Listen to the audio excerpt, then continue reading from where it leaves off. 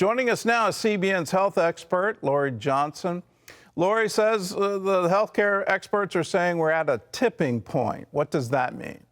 Gordon, it basically means we are in crunch time right now. What we do for the next 2 weeks is going to determine a lot. It's going to determine really whether we succeed or whether we fail as a nation for letting this coronavirus invade our country. A lot of health experts have been comparing it to a war and that we need to adopt a wartime mentality because we have been invaded by this enemy. And other health experts say, think of it this way. The United States is standing at the edge of a cliff, and what we do for the next 2 weeks will determine whether we go off the cliff or whether we pull ourselves back from it.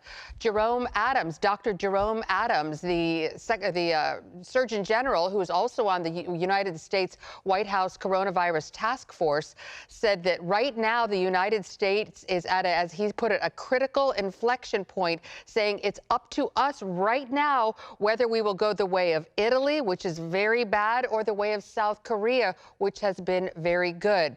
We see that Italy right now, older people are being denied care. They're being read their last rites because the healthcare system cannot support all those patients who need to be hospitalized. And even medical personnel, 20%, according to one study, have been infected with the coronavirus, so they are no longer able to provide care. And you know, Gordon, it's interesting that 2 weeks ago, Italy is where the United States is right now. And then you compare that to South Korea. They have taken extremely aggressive measures to contain the virus, and it's really paying off. And so that's why that we're being asked to take these also very extreme, aggressive measures to contain the virus right now.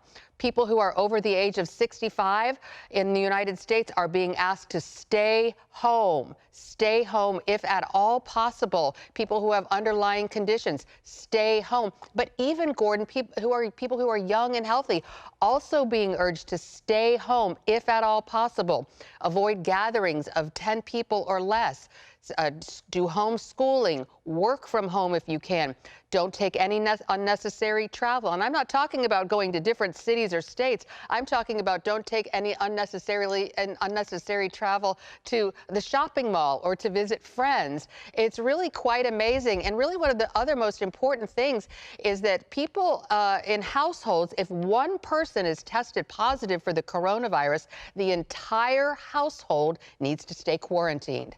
I was reading from our local emergency services that they're saying we should prepare for a marathon, that this isn't a sprint. I hear you loud and clear. The next 2 weeks are going to determine how severe this is going to be. But they're saying it could be months. They even put out there a year and a half. What should we be thinking? I know I'm hearing a lot of people saying, well, 2 weeks and it's over. Do you share that, or are we looking at long-term social change?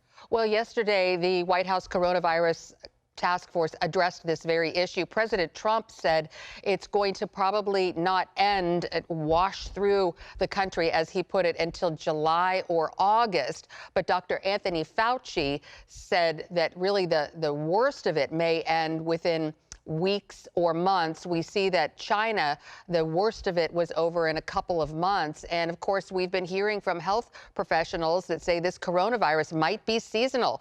Four of the other ones are seasonal, and there's every reason to believe that it will be. So there's a lot of room for hope, but definitely we're being urged as Americans, each and every one of us, to really hunker down and focus on the next 2 weeks. And after that point, kind of take a breath and see where we are and where we go forward. Well, Amazon's reporting a surge in online shopping, which I guess is to be expected.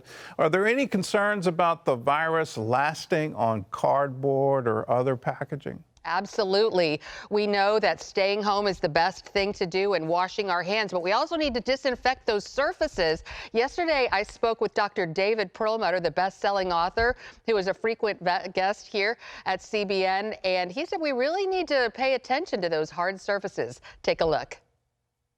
A report that came out of Yale University indicates that it will remain possibly infectious on a steel surface for 24 hours, cardboard for 48 hours, and plastic for 72 hours. Our packages that are being delivered from one company or another are by and large cardboard, but usually the tape that closes the package is made of plastic, so that's 48 or 72 hours, 2 or 3 days that there could potentially be transmission.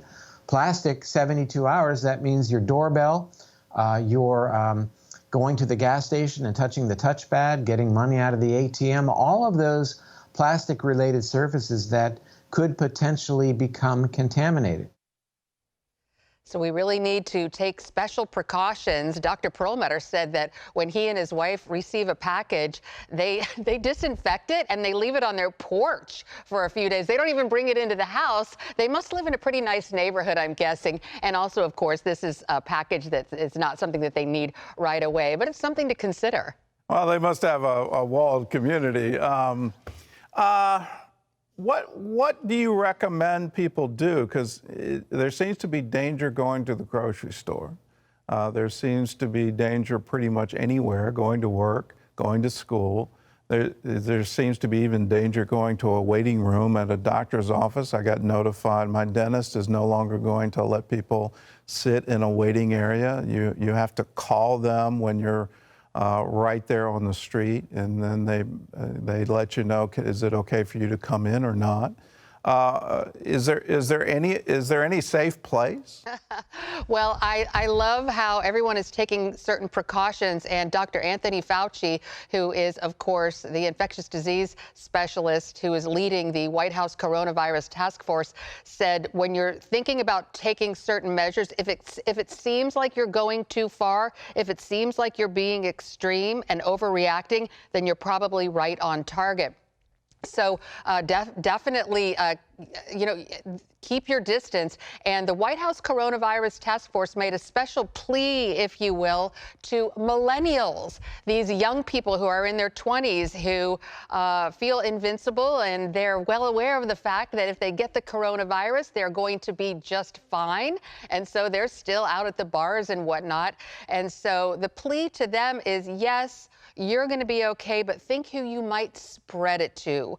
Your parent, your grandparent, the little lady down the street. So they're being asked to, we're all being asked to, if we need to gather, then no more than 10 people at a time. And regardless of the situation, keep that social distancing, which means keep 6 feet away from each other. And so, Gordon, I'm so glad we're doing that right now. I miss you. I wish I could sit next to you, but this will pass.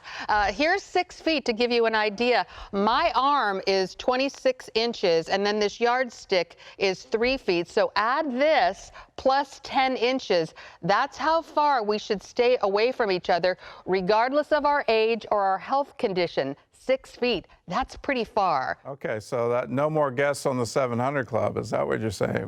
We can do that. We can really put this technology to work. Do the double box and what we're doing right now. Interview. It seems like vaccine is the only way out of this. How long before we get a viable vaccine? Well, it's going to be about another year, maybe a little bit more, until we're able to actually vaccinate the whole world. But we saw just earlier this week, they started testing the first vaccine, actually injecting it into a person's arm in Seattle. And so this is the very first step. This is record time for a vaccine, but we have to make sure that it works on this woman and about 30 other people who are involved in this very first phase 1 trial. We have to make sure, first of all, that it's safe to inject into people, that there aren't these awful side effects, and then also have more studies to make sure that it actually works, because even if it's safe to inject into your arm, we have to make sure that it actually protects against the virus. And so these extreme measures to safety precautions and efficacy precautions for the vaccine, this is all very good, because the last thing we would want is to start vaccinating everybody in the whole world and have there be a problem with the vaccine. There's really great news as far as treatments are concerned. Last time I was here, I was saying, remember this word, remdesivir. This is the new antiviral drug that's really showing wonderful results on people they're testing.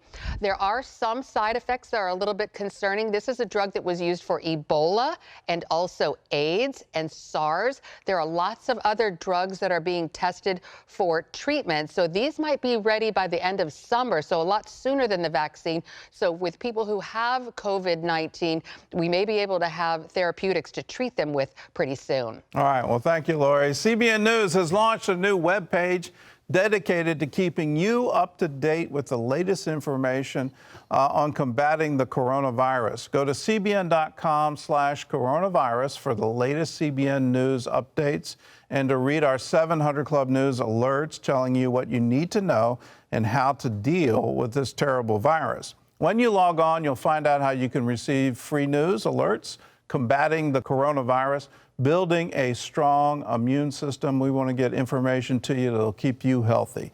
All you have to do is call us to get it, 1-800-700-7000, or go to cbn.com. You can also text coronavirus 2 to 41444.